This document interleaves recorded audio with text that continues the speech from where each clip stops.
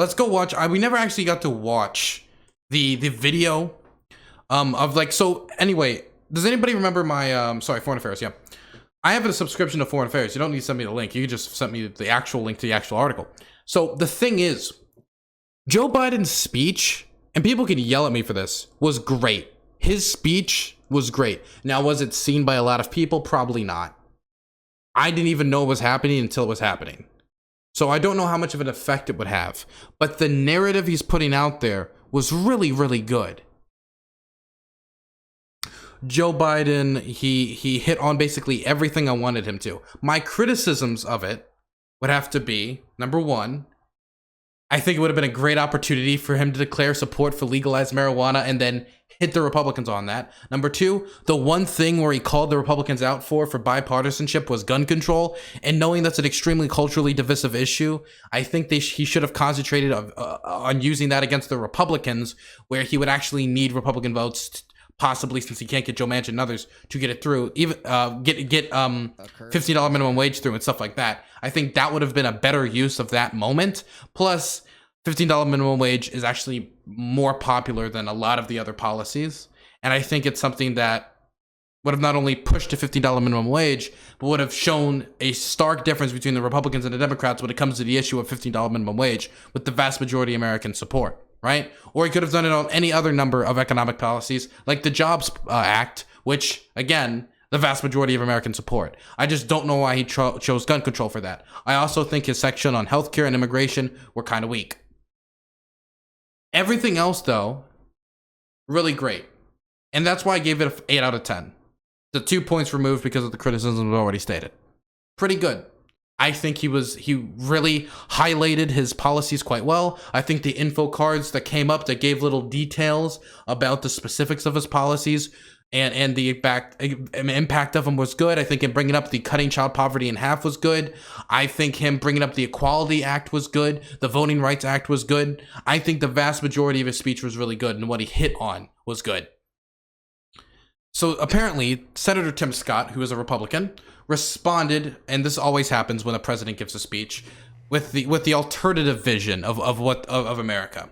And so I'm interested to see what Tim Scott's alternative vision was, and if it has any weight.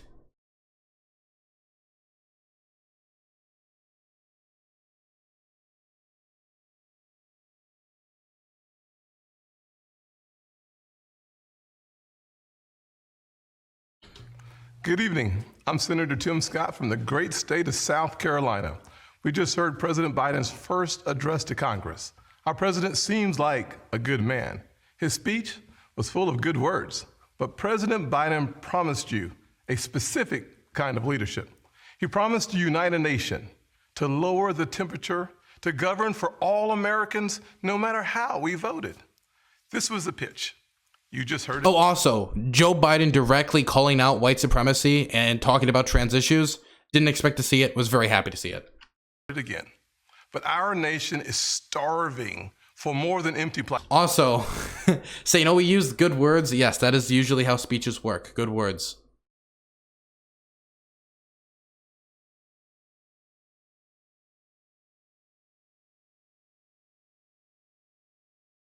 Platitudes.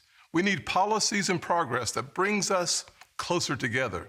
But 3 months in, the actions of the president and his party are pulling us further and further apart. I won't waste your time with finger pointing or partisan bickering. You can get that on TV anytime you want. I want to have an honest conversation about common sense and common ground, about this feeling that our nation is sliding off its shared foundation and how we move forward together. Growing up, I never dreamed I would be standing here tonight. When I was a kid, my parents divorced. My mother, my brother, and I moved in with my grandparents. 3 of us sharing one bedroom. I was disillusioned and angry, and I nearly failed out of school. But I was blessed. First, with a praying mama.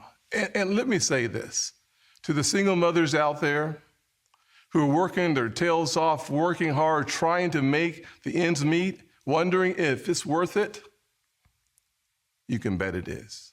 God bless. Okay, so the thing is, Joe Biden's speech, he gave specific policies. He gave specific plans that he's proposing, why they're good, and then the infographics came up and told you exactly the impacts these plans are going to have. He specifically said the impacts these plans are going to have. I want to see if there's anything close to that level of detail from Tim Scott. So far, that empty platitudes that they're accusing Joe Biden of is actually his speech. Your amazing effort on the part of your kids.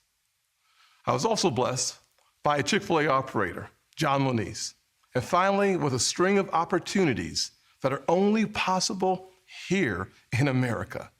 This past year, I've watched COVID attack every rung of the ladder that helped me up. So many families have lost parents and grandparents too early. So many small businesses have gone under. Becoming a Christian transformed my life, but for months, too many churches were shut down. Most of all, I'm saddened that millions of kids have lost a year of learning when they could not afford to lose a single day. Locking vulnerable kids out of the classroom is locking adults out of the reason why we have to have such a long lockdown is because of Donald Trump's failure to deal with COVID properly. His spreading of disinformation, it's going to go with summer, or like how it's not serious. It's just like the flu. Him not being able to be a good representation for people about wearing masks, making mask wearing a partisan issue is a huge issue as well. And of course, us not having a unified federal policy on all of this.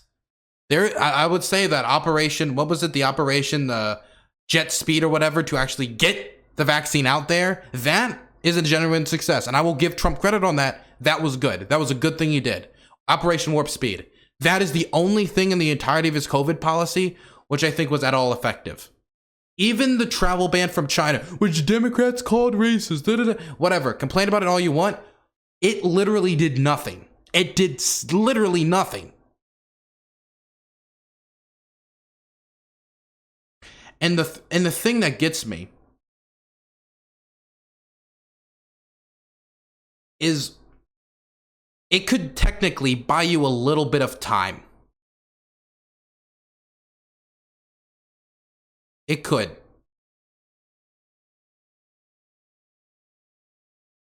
It could buy you a little bit of time, because if by doing a travel ban, you could slowly stop the inflow and it could delay how much COVID hits you. It could. At least that's what experts believe.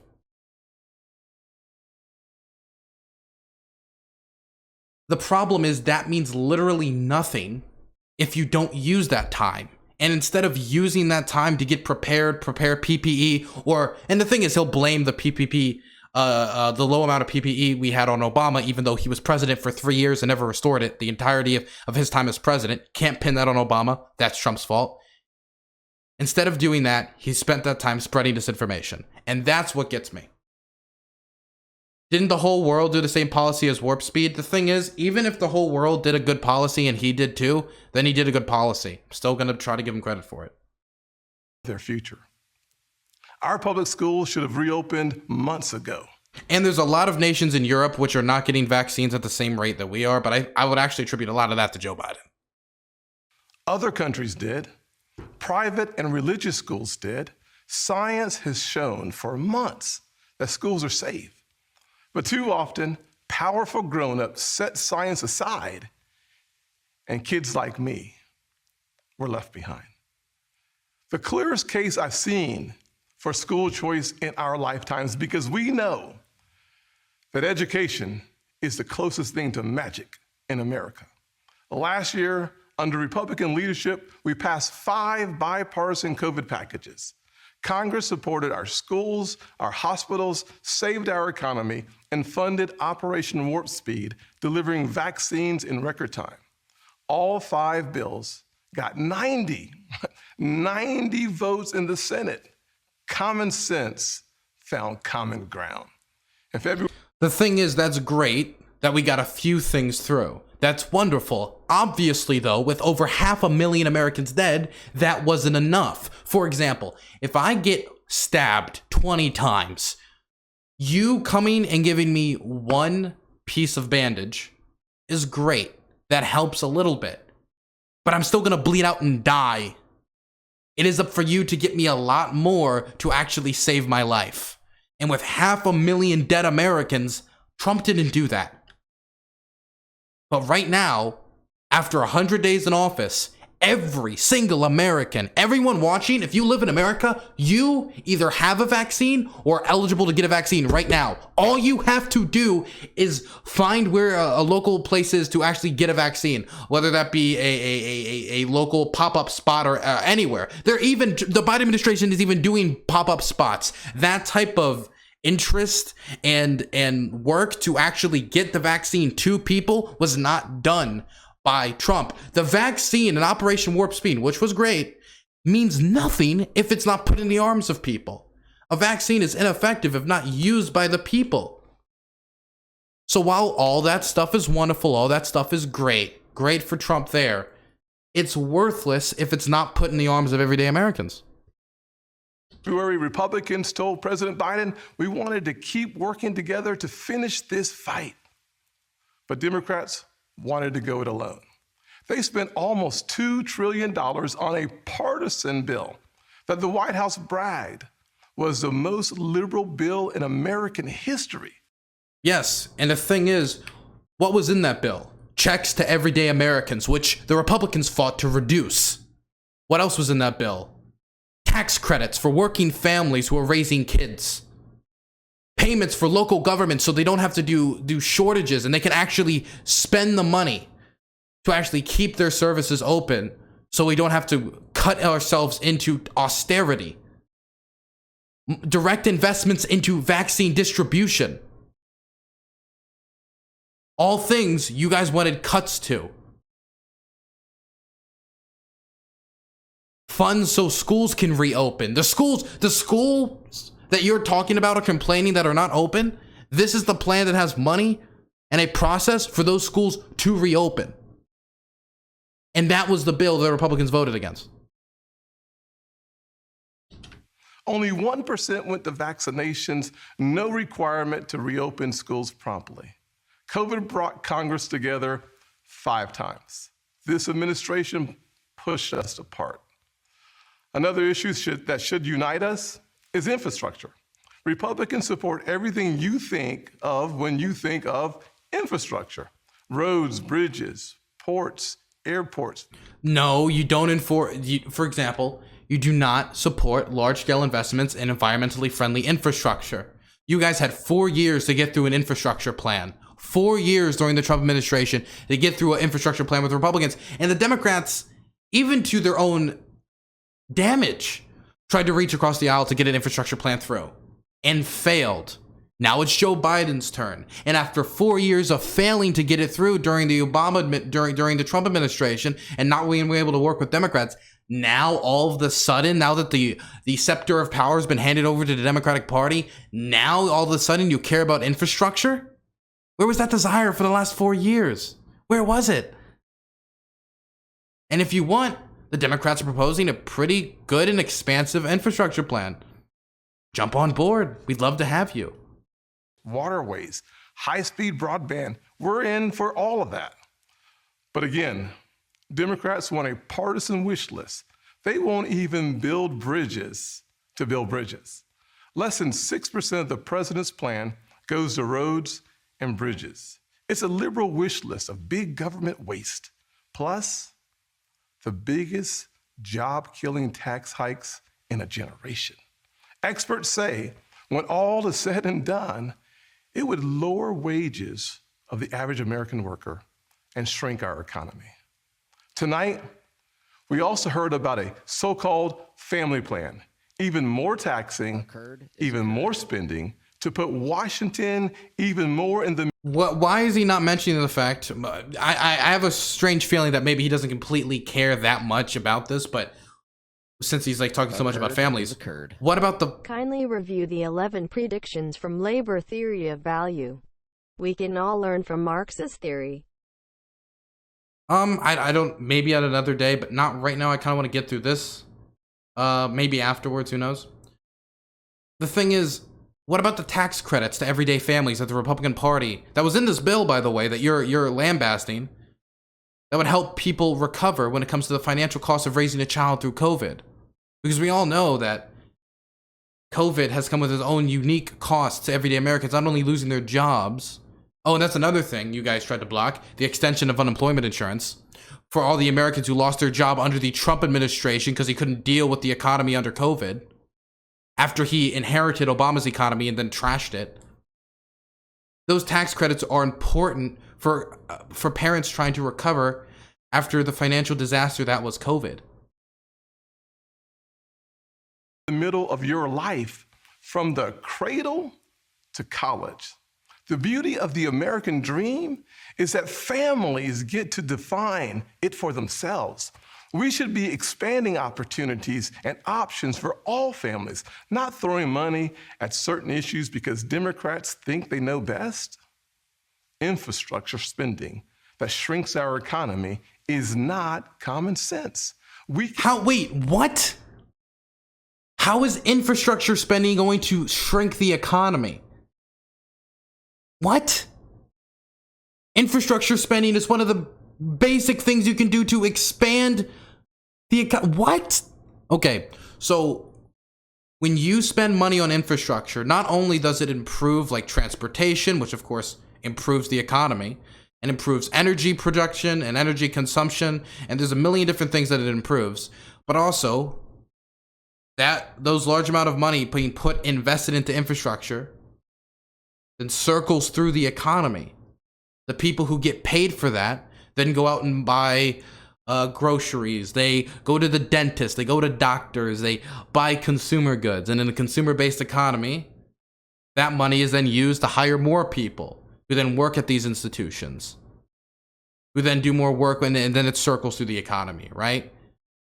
You doing large-scale infrastructure spending, it is almost impossible to do that and shrink the economy unless your infrastructure spending is dynamite to blow up bridges. Weakening our southern borders and creating a crisis is not compassionate. The president... He was in for 100 days. You can't say that Biden somehow declared a new policy that out of nowhere just created a crisis at the southern border. And where was this concern about the crisis at the southern border when child separation policy was going on? And when that policy was going on, it was only protesters that forced the Trump administration to back down off of that policy. Also, when it comes to that crisis at the border, apparently we got to wait 5 days, everybody, to see whatever that development's going to be. Can we watch that clip again quick? Can we watch the 5 days clip from Joe Biden one more time? Because this blew me away.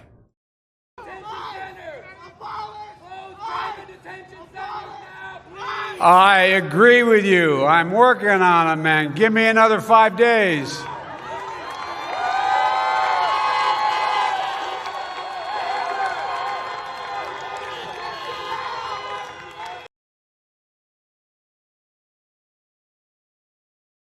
Five days. Let's see. That's going to be 1, 2, 3, 4, 5. So that's going to be May 4th.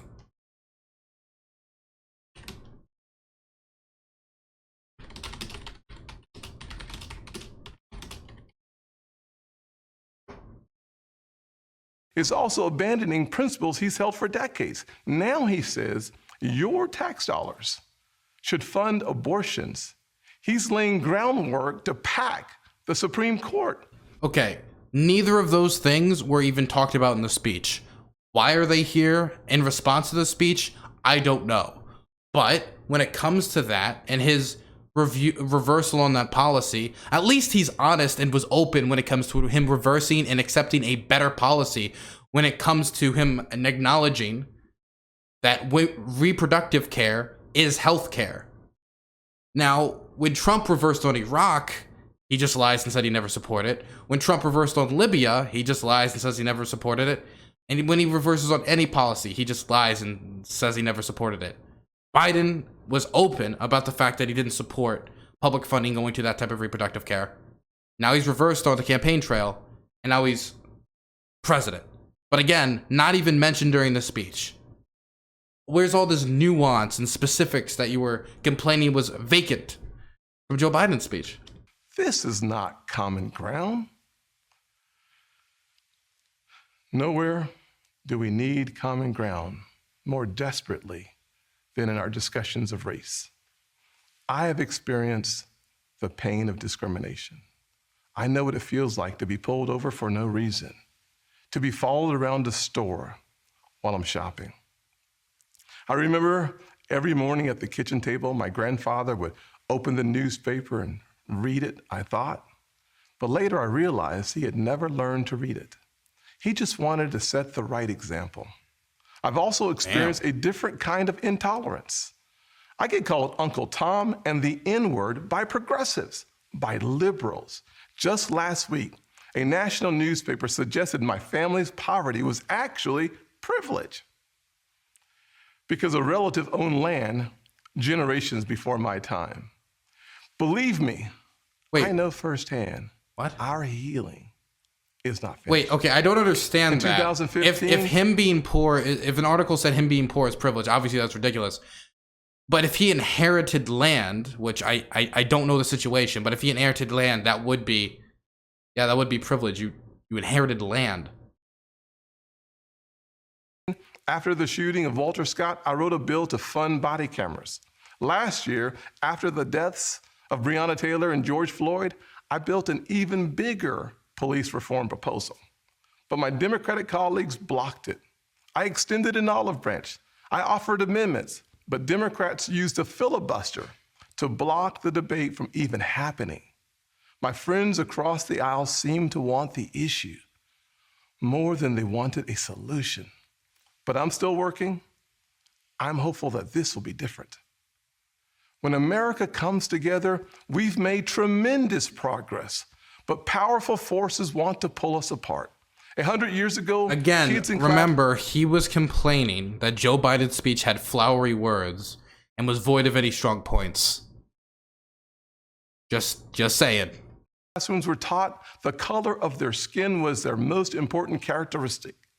And if they looked a certain way, they were inferior.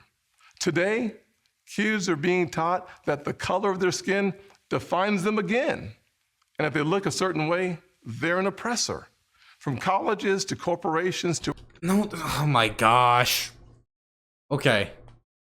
Race affects the real world, and race affects you, okay? Because me being white, and I thought that was the thing he acknowledged at the beginning of this speech or spiel, is that people being of different races affects how they're treated by society.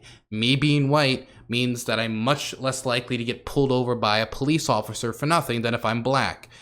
There's been a study done, and this is probably the study that's the most condemning, that when it's daytime, black people are pulled over at higher rates than white people. Then when it's nighttime, that evens out. Why is that? It's because you can't tell their race during the nighttime the vast majority of the time. There's studies like that throughout all of this country, through multiple institutions. That has a real life effect. And if you want to acknowledge these things, you can't deny these things exist. If somebody could link the study in chat for me, I'd deeply appreciate it. So it is important to teach people the reality that race has a very large impact on modern America. That isn't meaning we're saying it's a good thing. It's just reality. You don't need to feel guilty as a white person for that.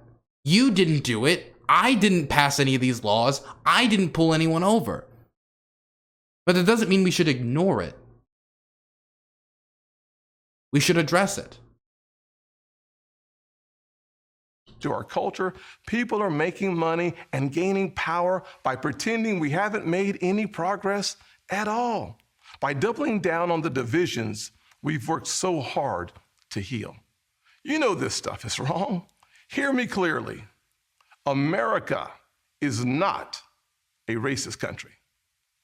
It's backwards to fight discrimination Okay, America's not a racist country. Okay, so there's racism when it comes to the death penalty. You are much more likely to be sentenced to death if it's a white victim than if it's a black victim. The vast majority, disproportionately, of people who are on death row in places like Pennsylvania, in the federal government, in the U.S. military, are black.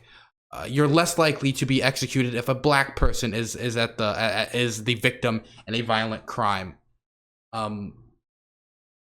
You are more likely to get pulled over if you're black. The history of redlining has had a deep effect. The history of generational wealth has had a deep effect. And is still having an effect.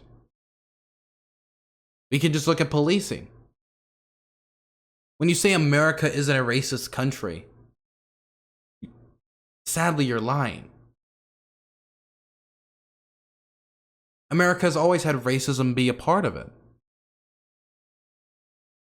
But that's the thing. That doesn't mean we give up.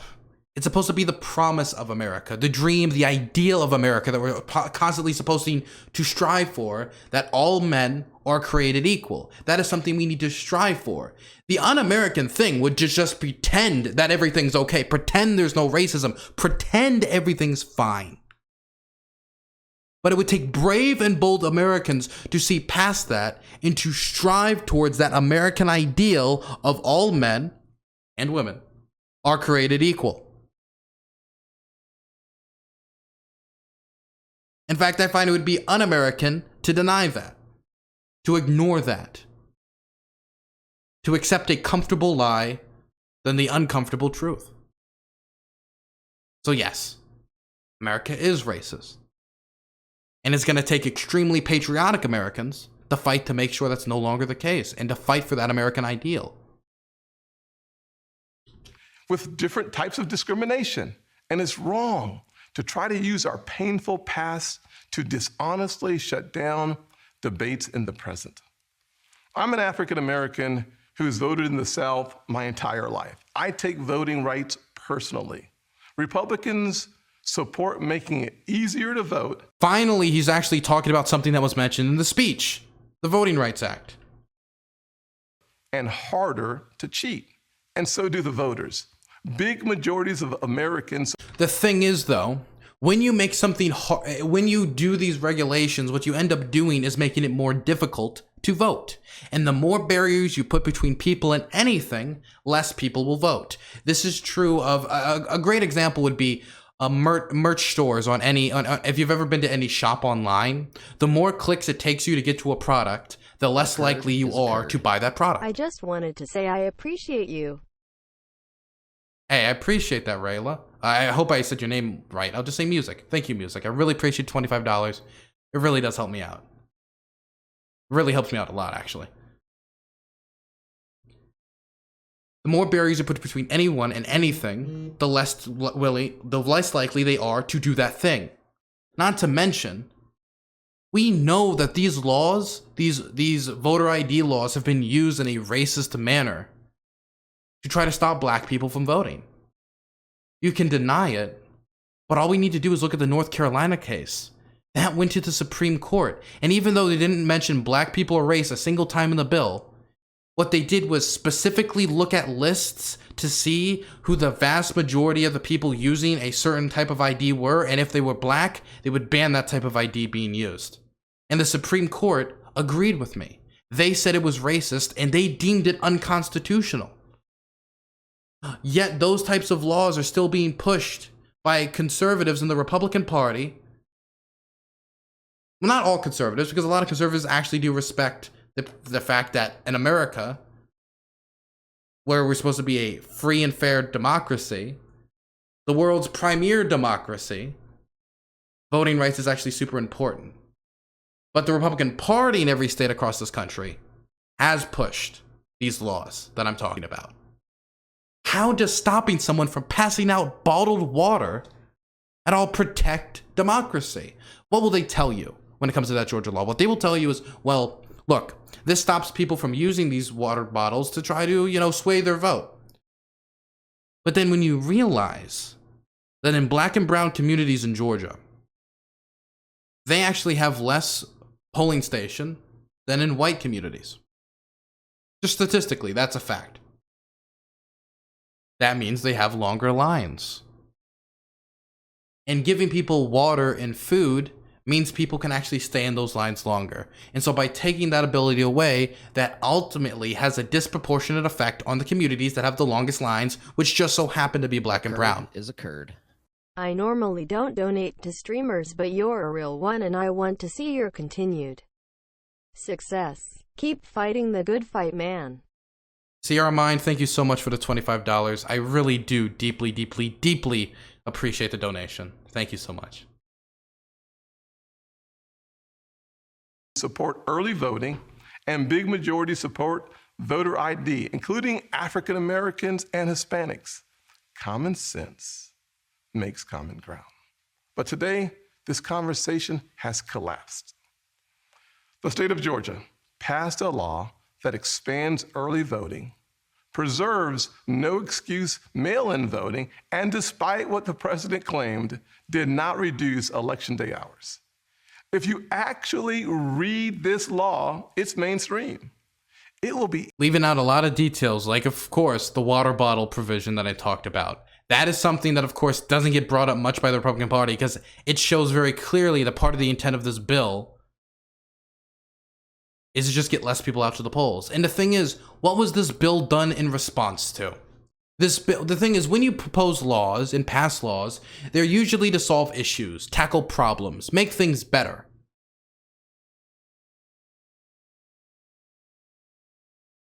So what was it in response to? That should be the basic question. Why pass this law? They'll say preserve the vote. And you'll say, oh, was it under attack? Was it being stopped? Was there large-scale voter fraud? And the answer to the question is no. The Secretary of State of Georgia admitted this even when the president tried to make him magically find the votes to make him win. Even under pressure, couldn't buckle under the pressure, had to stay the course. There was no large-scale voter fraud. This is simply a reaction to a conspiracy theory that our election was stolen. One you would actually see from, for example, the Myanmar government saying that the reason Aung San Suu Kyi lost, and this justified their coup, was because of widespread voter fraud. International observers didn't see it. There's been no evidence provided, but that's all the justification they needed to overthrow the government. Thankfully, there's been no military coup here, but it's a justification there being used to pass these types of laws. Laws that are not needed and will just mean less people voting. Easier to vote early in Georgia than in Democrat-run New York. But the left doesn't want you to know that. They want people virtue signaling by yelling about a law they haven't even read. Fact checkers have called out the White House for misstatements. The president absurdly claims that this is worse than Jim Crow. What is going on here? I'll tell you, a Washington power grab. This misplaced outrage is supposed to justify Democrats' new sweeping bill that would take over elections for all 50 states. It would send public funds to political campaigns you disagree with and... Okay, when it comes to democracy, let me be clear, we need some clear federal standards. We just can't let every state decide, well, let's see how difficult we can make it for this community to vote. And we saw that in North Carolina, the Supreme Court had to step in due to its unconstitutionality. We need federal guidelines if we're going to preserve our democracy. You're talking about passing laws to preserve democracy, but democracy is people participating in politics. And this voting rights law would mean in all 50 states, more people would be able to participate in politics. So when we talk about the preservation of democracy, this voting rights law is that. It's preserving the people that make democracy possible. It's preserving their ability to participate within it. Make the bipartisan Federal Elections Commission partisan. This is not about civil rights or our racial past. It's about rigging elections in the future.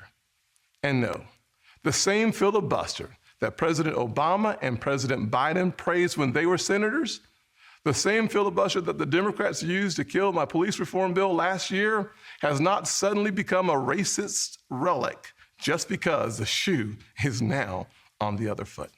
race is not a political weapon to settle every issue the way one side wants.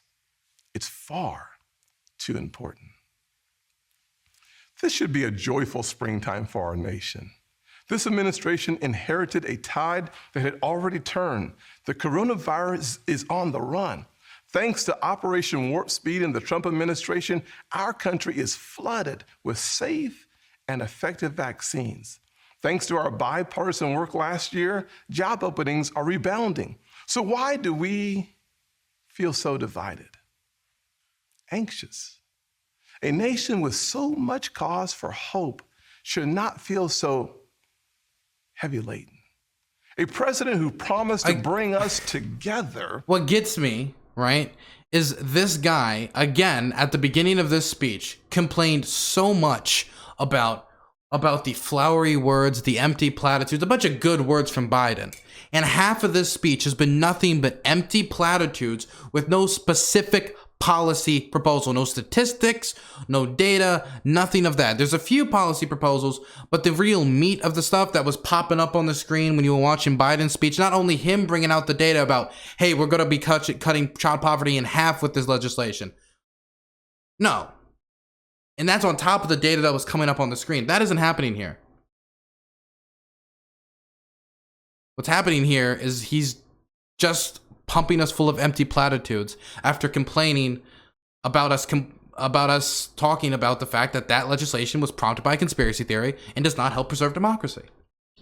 Should not be pushing agendas that tear us apart. The American family deserves better, and we know what better looks like. Just before COVID, we had the most inclusive economy in my lifetime, the lowest unemployment rate ever recorded for African Americans, Hispanics, and Asians, and a 70-year. Okay, this is getting me, and this actually has been pissing me off because I see this a lot.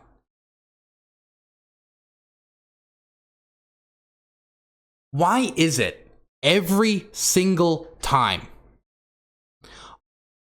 Republicans, well, actually, you know exactly why this is. Every single time Republicans talk about Trump's accomplishments, they have to put an asterisk on it. And they think they can get away with it, but it doesn't make any sense. Before COVID, Trump did this. Before COVID, Trump did that. Before COVID, Trump did this. Before COVID, Trump did that. Every single thing Trump accomplished is swiped away immediately when anybody remembers, the economy, which he inherited, by the way, was destroyed by his ineffective response to the pandemic. That low unemployment rate destroyed by the pandemic. By the way, talking about how great and how much they care about those workers who were given those jobs because they're, bragging about the unemployment rate, but then trying to undercut the legislation that would help extend unemployment for those workers who have been yet to be able to find work during a recession. You can't brag about an economy when by the time you leave office, you're in a recession after inheriting an economy on the upswing. Bush most certainly couldn't have afterwards.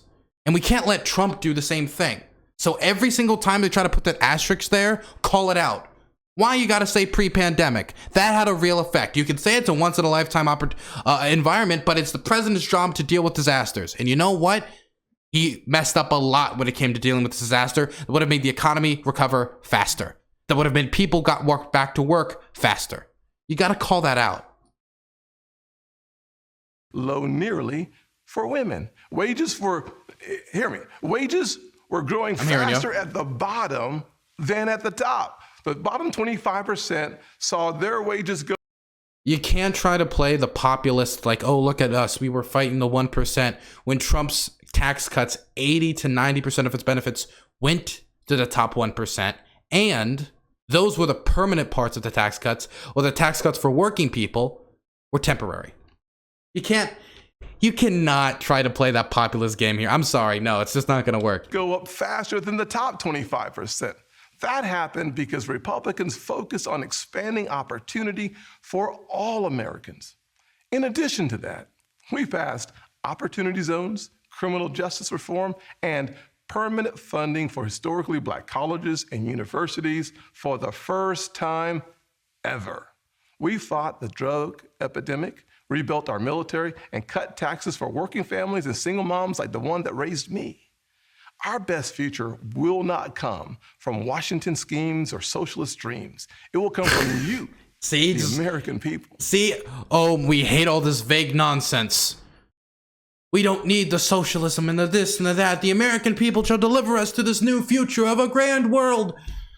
Again, look, I'm happy that your rhyming and your rap career's taken off, okay? But empty words, platitudes. Black, Hispanic, white, and Asian, Republican and Democrat, brave police officers in black neighborhoods.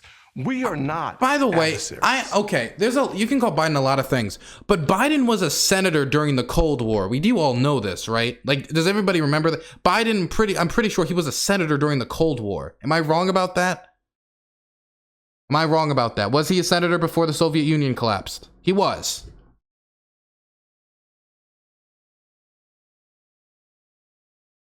He voted for multiple legislations to put pressure on the Soviet Union and communist nations all across the world. He's not some communist. And nothing about him is socialist. He's just a liberal. Just go back to complaining about liberals. You gotta always take it to these extremes. Come on, just call him a liberal. Just call him just a dumb lib and be over with it. You don't. Why is it always gotta be so hyperbolic? We are family. And you know what? If cutting child poverty in half is socialism, then sign me up. Honestly. And we get to live. Actually, if that's socialism, how about we go to 100% of cutting child poverty out? Completely eliminate it. What would we call that? Ooh, scary. In the greatest country on earth, the country where my grandfather in his 94 years saw his family go from cotton to Congress in one lifetime. So I am more than hopeful. I am confident that our finest hour is yet to come. Original sin. How is it that these senators coming after the nation that defeated the Soviet Union when it comes to the Cold War, we went into a 50 to 60 year struggle with international communism, at least the Soviet style system of it. And the people at the helms of our power understand it so little. Is never the end of the story. How did we win the Cold War? Not in our souls and not for our nation. The real story is always redemption. I am standing here because my mom has prayed me through some really tough times. I believe our nation has succeeded the same way because generations of Americans in their own ways have asked for grace and God has supplied it. So I will close with a word from a worship song that really helped me through this past year of COVID. The music is new, but the words draw from Scripture. May the Lord bless you and keep you, make his face shine upon you and be gracious to you. May his presence go before you and behind you and beside you. In your weeping and your rejoicing, he is for you. May his favor be upon our nation for 1,000 generations and your family and your children and their children. Wow. Good night. Really happy that this guy came out here again to tear apart Biden's vague platitudes with vague platitudes and religious statements. Okay, got it. And God bless the United States of America.